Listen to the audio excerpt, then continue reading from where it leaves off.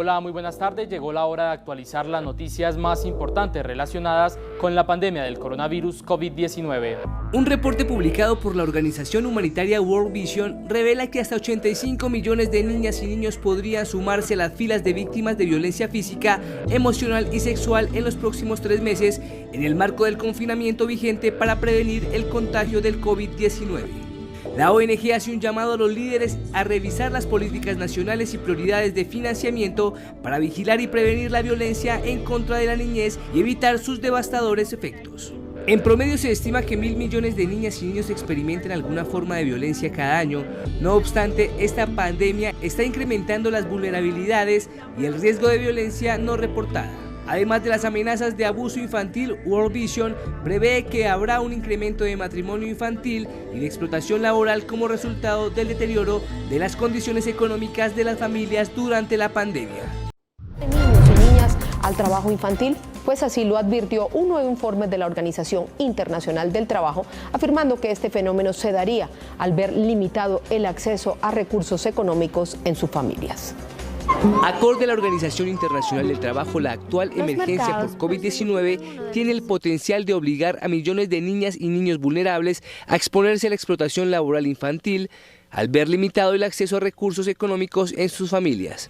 Se estima que ya hay 152 millones de niñas y niños sometidos a la explotación laboral infantil actualmente. Específicamente en Colombia, acorde al más reciente informe del DANE, publicado en abril del 2020, se evidencia que son 586.000 niñas y niños y jóvenes los que actualmente están expuestos a la explotación laboral.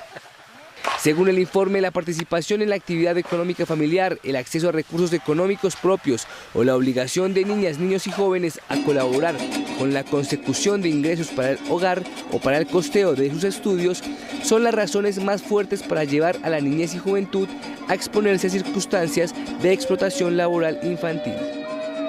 En América Latina, la OIT estima que son cerca de 6 millones de niños y niñas los que son explotados laboralmente, una cifra que puede incrementar de forma exponencial y aumentar más los riesgos por los efectos secundarios que la pandemia mundial representa para la niñez y juventud del mundo. Además, se estima que del total de la niñez explotada laboralmente en la región, el 7.3% son niñas y niños de 5 a 17 años, y se advierte que la esclavitud infantil se evidencia en mayor medida en el sector agrícola, la minería, el trabajo doméstico, la pesca, entre otros sectores de alto riesgo. Es necesario hablar sobre este informe y por ello saludamos a Fedra Rubio, líder de incidencia World Vision. Bienvenida, Fedra. ¿Cómo se explica de manera sencilla este fenómeno que se puede avecinar en Colombia y en toda la región?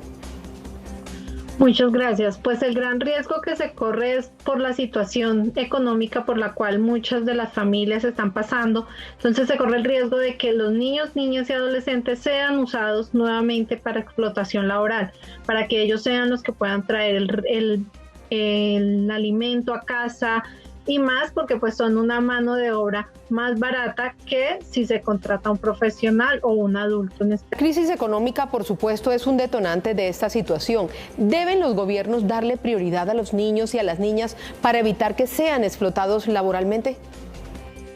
Sí, y es un llamado que hemos hecho ya continuamente, principalmente a los territorios locales, a que en sus planes de desarrollo puedan vincular todas estas temáticas que garanticen el bienestar y la protección integral de niños y niñas. Explotación laboral, explotación sexual comercial, matrimonio servil, matrimonio infantil, son acciones que pueden generar mayor vulneración a los niños, niñas y adolescentes, y que en este momento, casualmente, por la situación económica y por otros factores que generan resultado de esta pandemia, pueden estar afectando y vulnerando aún más los derechos de las niñas, niños y adolescentes.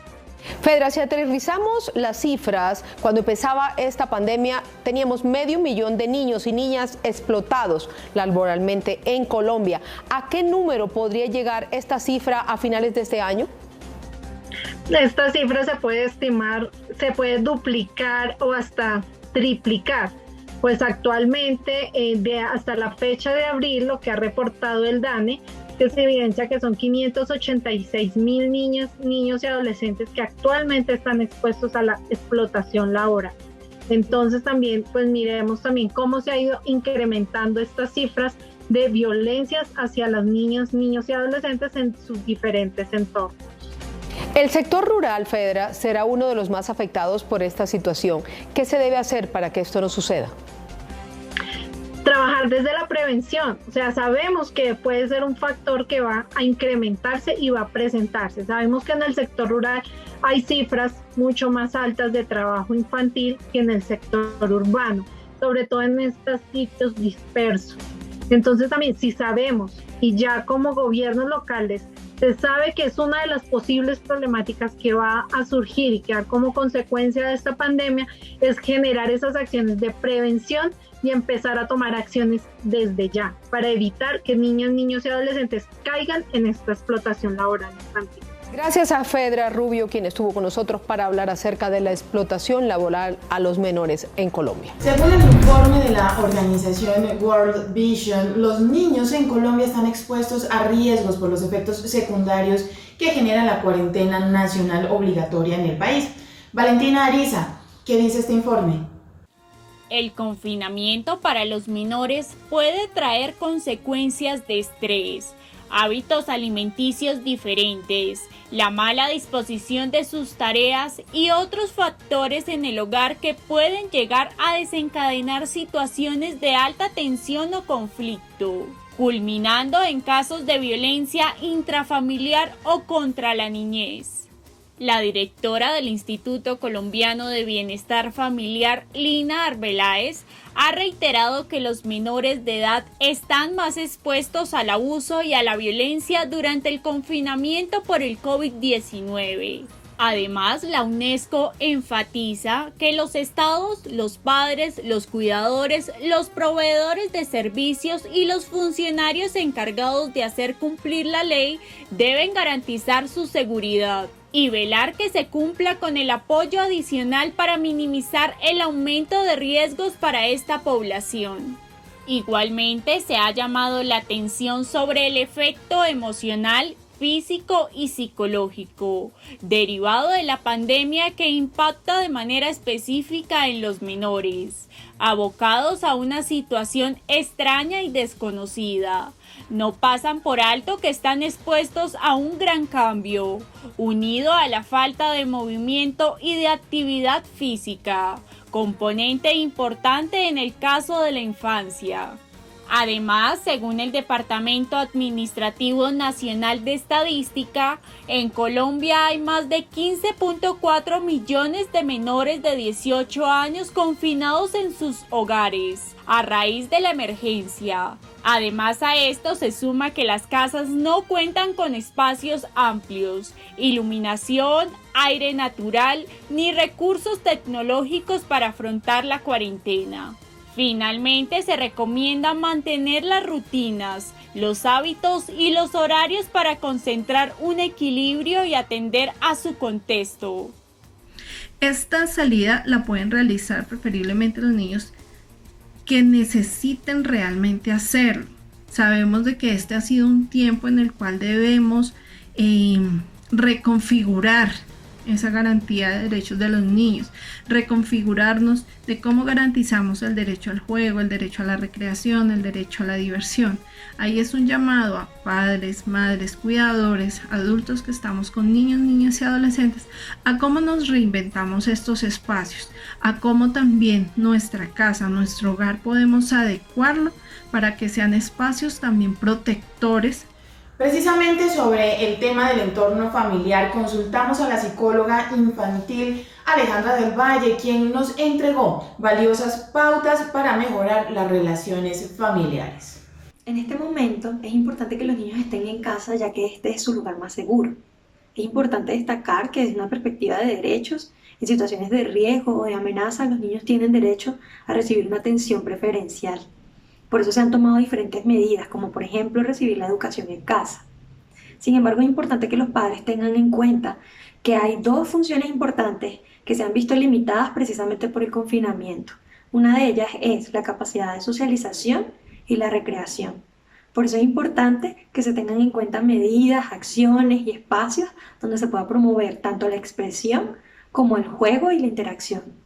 En lo que tiene que ver con la custodia compartida, la recomendación para los padres es poder poner siempre por encima la sensación de seguridad y la protección de la integridad de su hijo ante sus propias necesidades. En este sentido, ideal sería poder contar con la voz del niño, favorecer la expresión de él, en qué espacio se sentiría más cómodo, más seguro, más tranquilo. Sin embargo, cuando se involucra un ente legal en estas decisiones de custodia, generalmente es porque ha habido desacuerdos o porque no ha habido un acuerdo voluntario entre los padres para poder establecer esta situación de permanencia del niño.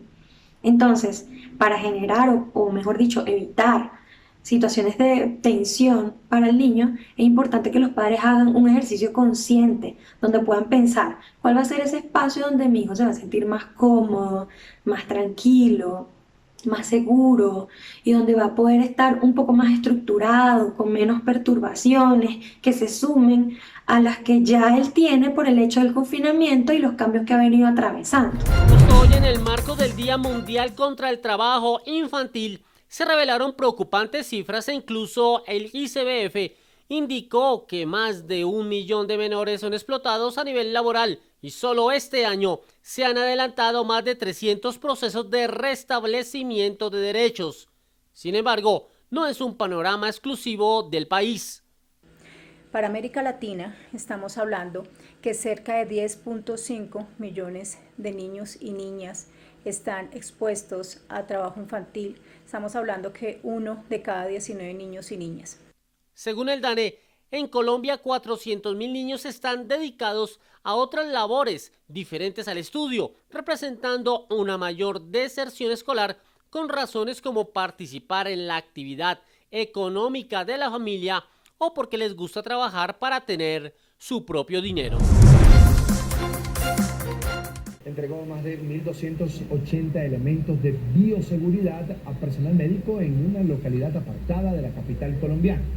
Con esto buscan aportar a quienes hoy enfrentan el coronavirus de forma directa en la primera línea de batalla. La donación consta de implementos como mascarillas, N95, tapabocas, batas, cajas de guantes, jabón antiséptico, gel antibacterial y toallas de papel desechable. Saludamos a esta hora en Bogotá, Colombia, a Alberto Moreno. Allí lo tienen en pantalla, es director regional de World Vision, organización que hace precisamente entrega de estas ayudas al sector médico colombiano. Bienvenido a NTN 24, gracias por atendernos. Muy buenos días, es un gusto para mí estar presente en esta mañana. Muchas gracias. Señor Moreno, ¿cómo llegan a detectar, por ejemplo, en esta localidad que hicieron esta donación, que hacía falta estos insumos?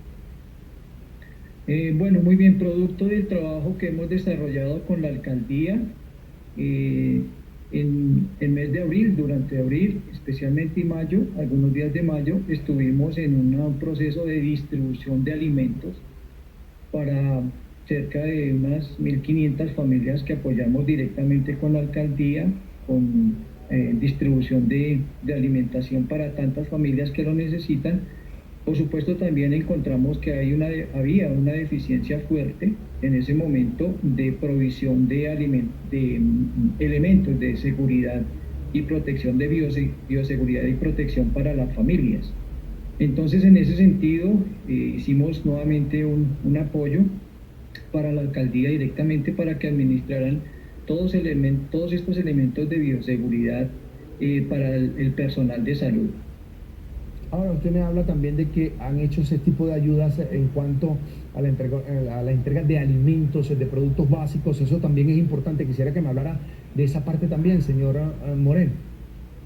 Con mucho gusto. En unión con el Programa Mundial de Alimentos, la Alcaldía de Soacha y World Vision, hicimos un trabajo conjunto para proveer cerca de 5.000 porciones de alimentos, de paquetes de alimentos, para igual número de familias, por supuesto, en la localidad de Soacha.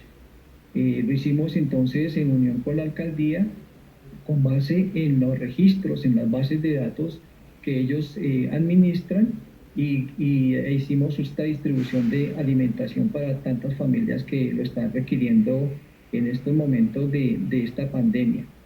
Y a raíz de esto surge esta nueva iniciativa también de poder acompañar a los habitantes del municipio de Soacha con este apoyo. Ahora, vuelvo al tema de insumos médicos y por supuesto de elementos de bioseguridad tan importante en estos momentos cuando hay muchísima gente expuesta allí en la primera línea de batalla, por supuesto, combatiendo el COVID-19. ¿Tienen previsto ya llegar con otra dotación, con otra donación a algún otro centro de salud que ya hayan visualizado que tiene también este tipo de carencias? Sí, nosotros formamos parte de la mesa del equipo de trabajo con el grupo interagencial sobre flujos migratorios mixtos y como parte integrante de este equipo estamos en la búsqueda de los recursos para poder acompañar de una manera mucho más directa y amplia también a todo el equipo de personal del área de la salud, médicos, enfermeras, auxiliares, para que puedan seguir prestando este servicio de protección tan importante para la ciudadanía. Quisiera cerrar con esto, señor Moreno, la cara. ¿Se han podido ustedes, como representante de World Vision, ir a ese tipo de entregas? La cara de los médicos, la cara de los pacientes, la cara del personal que trabaja en esos centros de salud a diario combatiendo el COVID-19 que ha cobrado tantas vidas en el mundo. Sí, una de las razones principales de acompañar con esta iniciativa es porque estos héroes, en verdad, estas personas dedicadas a su labor de ayudar, de acompañar, de proteger, de asistir a la comunidad, pues tienen esta inmensa necesidad de ser también protegidos, por supuesto. Entonces debemos proteger a los que nos protegen. Y el personal médico, pues en estos momentos están trabajando bajo esa presión de ellos mismos, incluso ser afectados, pero aún así dedican su tiempo, su vida, su energía a poder acompañar a las personas. Entonces, en ese sentido, pues hay motivo de alegría, de satisfacción de parte del personal médico del área de la salud, cuando reciben apoyo, acompañamiento, pues eso es significativo también para poder atender a la comunidad en esta situación de emergencia. Alberto Moreno es el director regional de World Vision, a quien le agradezco que haya compartido con nosotros estos minutos. Tenga usted una muy buena mañana. Muchísimas gracias, que estén muy bien y muy buen tiempo. Y seguimos con noticias positivas porque en las últimas horas la ONG World Vision visitó veredas de Piedecuesta y Florida Blanca que han sido afectadas durante la temporada de lluvias. Desde muy temprano, los colaboradores de la ONG cargaron un camión con paquetes nutricionales que serían entregados en las veredas El Polo y Sevilla en Piedecuesta. Este es uno de los puntos de quebrada que ha generado el mayor desbordamiento en la hora invernal de este municipio, afectando a cientos de familias. Sumado a esto, con la pandemia de emergencia sanitaria COVID-19, World Vision inicia una respuesta humanitaria. Alrededor de 2.000 personas de Florida Blanca y Piedecuesta fueron beneficiadas con la entrega de 400 paquetes nutricionales. Agradeciéndole por los alimentos que vamos a tener para la familia esta semana, el cual no teníamos recursos ningunos.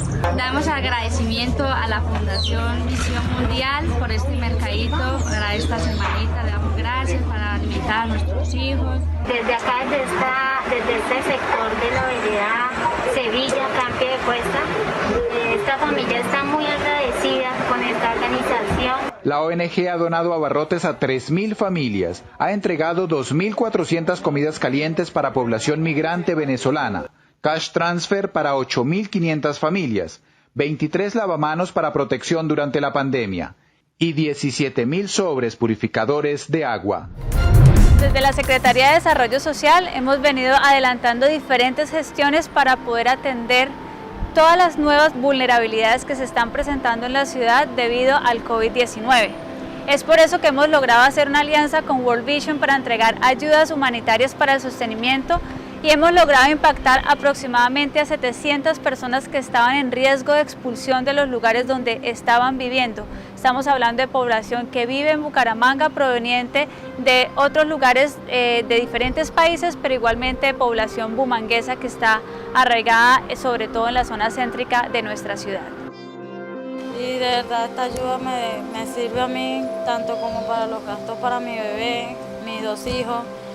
También me sirve para poder pagar un arriendo que él lo necesitaba mucho. Actualmente tenemos un convenio muy importante con la Alcaldía de Bucaramanga en términos de transferencias monetarias para población migrante, población retornada, colombianos retornados y población de acogida.